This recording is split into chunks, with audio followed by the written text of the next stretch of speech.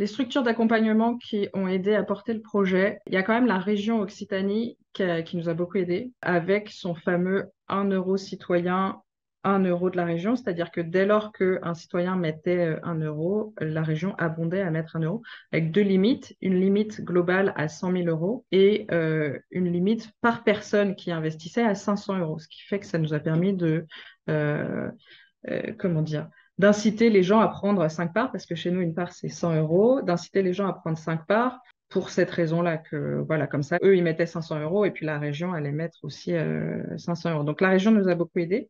Et après, bah, Éclair nous a beaucoup aidés aussi sur le modèle économique, les statuts, et voilà. Et mine de rien, bah, on n'en a pas eu tellement d'autres, hein, parce que toutes les collectivités locales, par exemple, en termes de prise de part, ça reste très limité chez nous.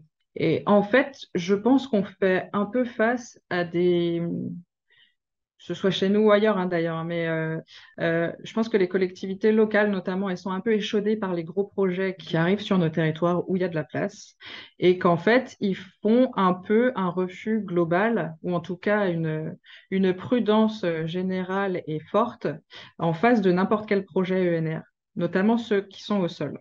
Parce que c'est vrai que ceux qui sont au sol ne sont pas tous bien faits. Nous, on fait très attention à être impeccable sur deux aspects. L'aspect préservation de la biodiversité et de l'intégration au paysage, c'est-à-dire que par exemple les clôtures, on a fait très attention à ce qu'elles ressemblent à des clôtures agricoles. Ça, c'était en travail en collaboration avec le CAUE qu'on a décidé ça.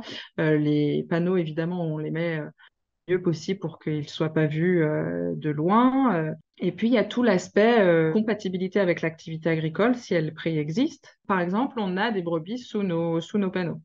Et donc, ces deux motifs-là, atteinte à la biodiversité en quelque sorte et incompatibilité avec l'activité agricole, eh ben nous, on renverse ça en disant que même à Bringues, on a réussi à faire revenir de la biodiversité sous nos panneaux.